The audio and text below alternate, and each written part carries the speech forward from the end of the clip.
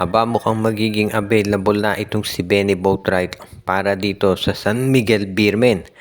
Ayon doon sa mga insider sa kampo ng SMB, iniintay na lamang daw ng San Miguel yung April 9 kung kailan magiging available si Boatwright at yan ang kukunin nila na import. Ang problema, kaya maghintay ng San Miguel hanggang April 9. Kasi ang susunod na kalaban ng SMB, itong TNT tropang 5G. At kung si Marcus Lee yung import nila, malamang matalo sila dyan. At mukhang mayroon pang mga ibang games na magaganap ang San Miguel bago makadating to si Boatwright. So marami pa talagang kinakailangan pag-isipan itong San Miguel kung kaya ba nilang hintayin talaga si Benny Boatwright na kanilang maging import. Dahil yan ang magiging problema nila ngayon. Obviously si Boatwright mas mataas na caliber na import yan kumpara dito kay Marcus Lee. Ang problema kung kaya pa nilang intayin. At yan daw ngayon yung pinoproblema ng San Miguel. Pero ang kumpirmado dito si Marcus Lee, papalitan yan. Kahit na nanalo ang San Miguel kagabi kontra sa Converge, hindi na magtatagal dito si Marcus Lee.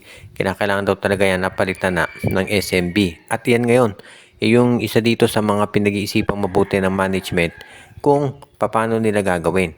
Kasi may mga nagsasabi na kung hindi ka agad-agad magiging available to si Benny Boatwright, dapat ay kumuha na ng ibang important San Miguel dahil mahirap yung magkasunod-sunod yung mga talo nila sa Commissioner's Cup. Lalo na at ang lalakas ng mga teams ngayon. Dahil unlimited yung height ng mga imports, naging even yung playing field. At yan ngayon yung pinoproblema ng SMB. Ang isa pang iniinda rito ng San Miguel, yung injury dito kay Chris Ross at Jericho Cruz. Pareho pa silang hindi naglalaro kaya medyo nahihirapan ngayon dito sa rotation ang San Miguel. Pero eventually, sinabi ni Coach Leo confident siya na maaayos at makakabalik din ito. Ang Phoenix Fuel Masters ngayon ay mukhang hindi na ite-trade si Richie Rivero. Ito'y pagkatapos nitong umiscore ng 40 puntos dito sa game nila kontra Terra Firma.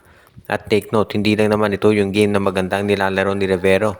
Kasi kung nanonood kayo ng games ng Phoenix, makikita ninyo na consistent na ilaging top scorer itong si Richie para dito sa kanilang koponan.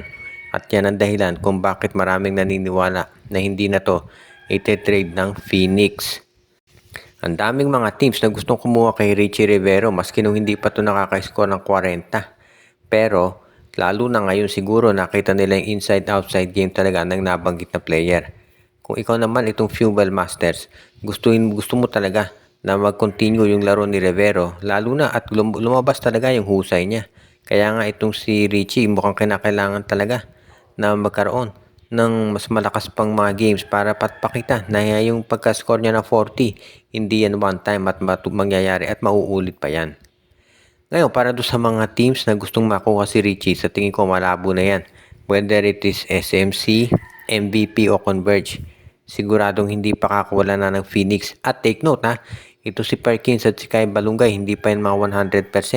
So kapag naging 100% yan, lalong lalakas itong Phoenix Fuel Masters na siya nasisiguro natin na magiging isa na dito sa mga teams na posibleng mag-content sa playoffs.